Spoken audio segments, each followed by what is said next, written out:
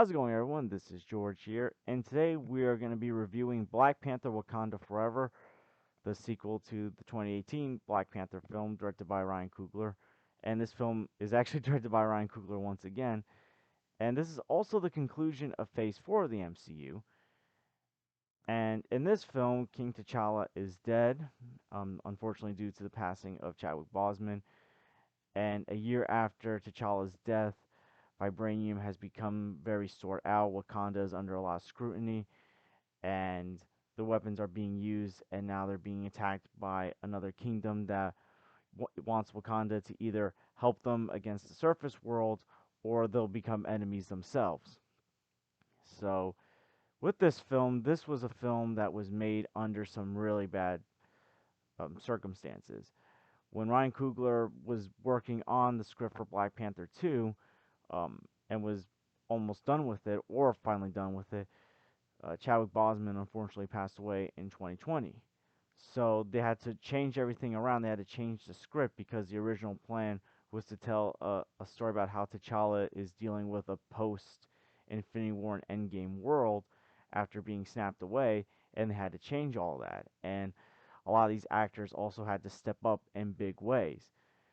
And there's obviously been those fan movements. Should T'Challa be recasted?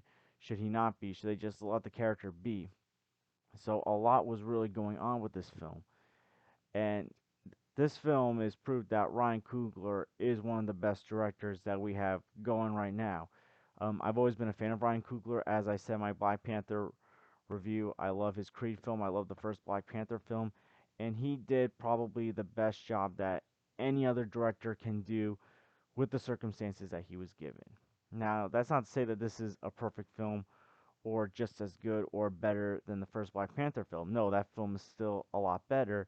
And obviously, a large portion of that is due to Chadwick Boseman's presence as well as, his performance as T'Challa. Like, that was obviously much absent in this film.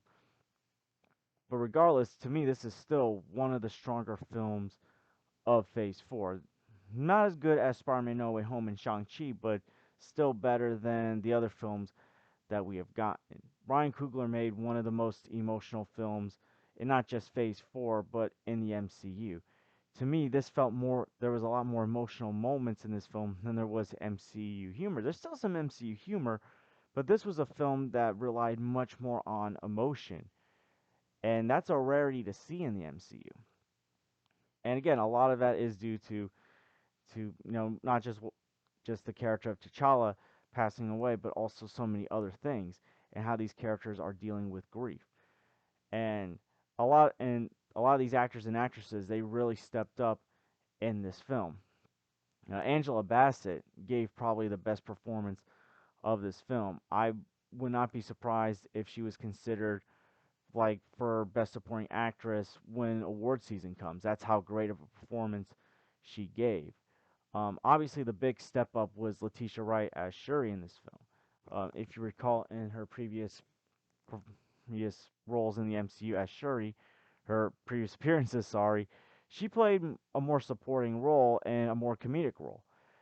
In here, not only is she the main character, but she's also she's no longer providing that comedic relief that she was providing. She provides a lot of the more emotional performances in this film, and that was a lot, especially given like some of the things that were happening during filming with Letitia Wright, especially because she also got hurt during filming and was out for several weeks. But she stepped up big in this film. Lupita Nyong'o as Nakia was also great as well. It was also great to see Winston Duke return as M'Baku. Denai Guerrera, sorry if I mispronounced that name, as Okoye was also great as well.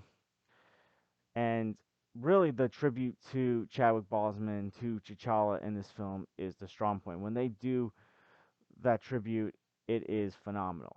It is the best parts of this film. Another thing is the special effects in this film. The special effects in this film are a lot better than the effects from the last couple of MCU movies, especially Thor: Love and Thunder. By the way, with that film, the fact that the floating head in Thor: Love and Thunder looks even worse on Disney Plus than it did in theaters after it had more time to, be fixed. That's just crazy. But yeah, they definitely put more effort into the effects in this film. I also want to get into Namor in this film. So, uh, Tenoch Huerta, sorry if I mispronounced that name, as Namor was very good. Now, it's, he's not as good as Michael B. Jordan's Killmonger. I still feel like that's a far better villain.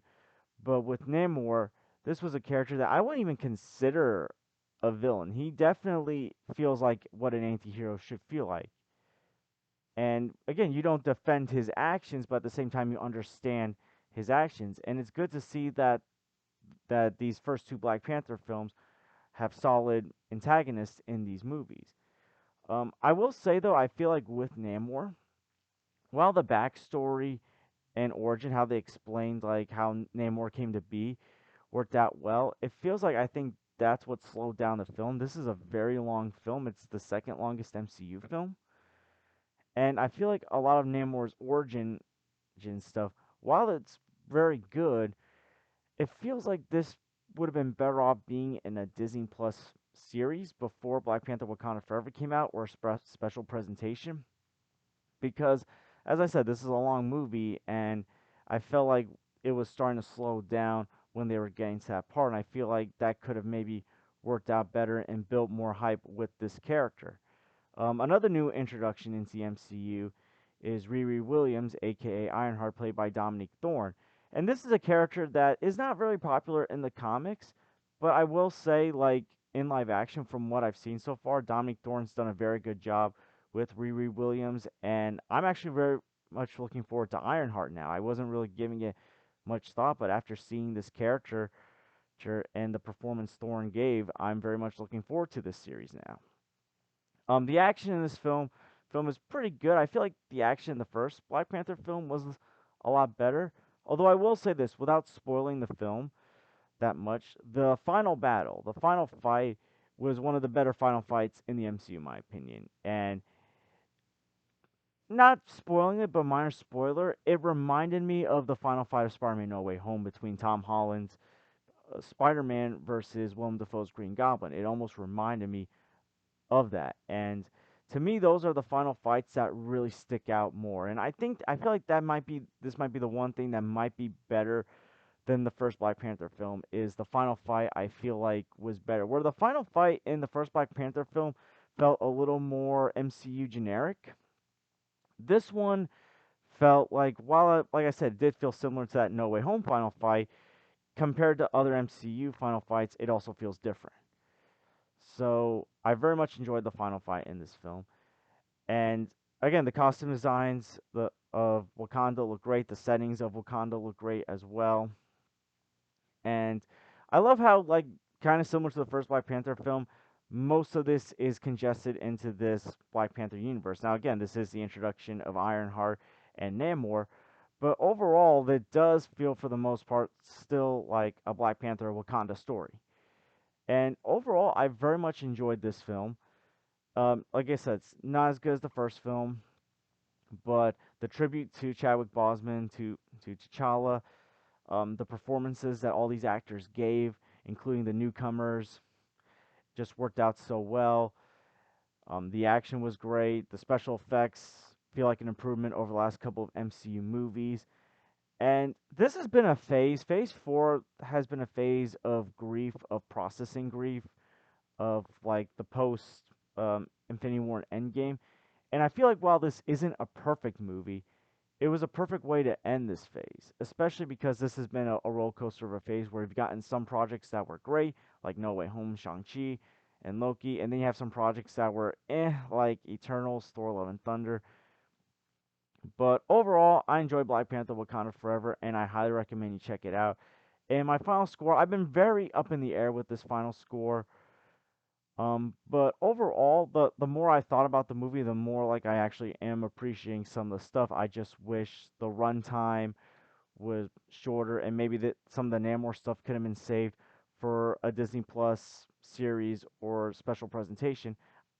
And oh yeah, I wanted to say this: the ending with the film. While I did like the ending, it felt Return of the Kingish at times, where like when you think it's gonna end, it keeps going, and then you think it's gonna end, and it keeps going. And I don't know. It just felt very Return of the Kingish, and that's not a bad thing, but it's not a great thing either. But yeah, to my score of Black Panther: Wakanda Forever, I'm gonna give this film an A minus. To me, this is my third favorite film of Phase Four. If I'm gonna rank the movies of Phase Four, I'll do my ranking right now. Spider-Man: No Way Home, Shang-Chi, Black Panther: Wakanda Forever, Doctor Strange in the Multiverse of Madness, Black Widow, Eternals, and then Thor: Love and Thunder. Um, the ones I enjoyed the most of this phase were obviously No Way Home, Shang-Chi, Black Panther: Wakanda Forever, and Doctor Strange in the Multiverse of Madness. I still think Multiverse of Madness was underrated. The other three, while I did enjoy, they could have been better. And as far as the shows go, I'm not going to really talk about the shows, but that's kind of been a roller coaster as well. But yeah, Black Panther: Wakanda Forever. Have you seen it, and what you think about it? And is it your favorite film of Phase 4 or your least favorite film of Phase 4? Let me know in the comments down below. And I want to thank you guys for watching. Please like and subscribe already if you haven't. Please share us with someone that is looking forward to seeing Black Panther: Wakanda Forever and is also a Marvel fan. And I hope to see you guys real soon. Take care, everyone.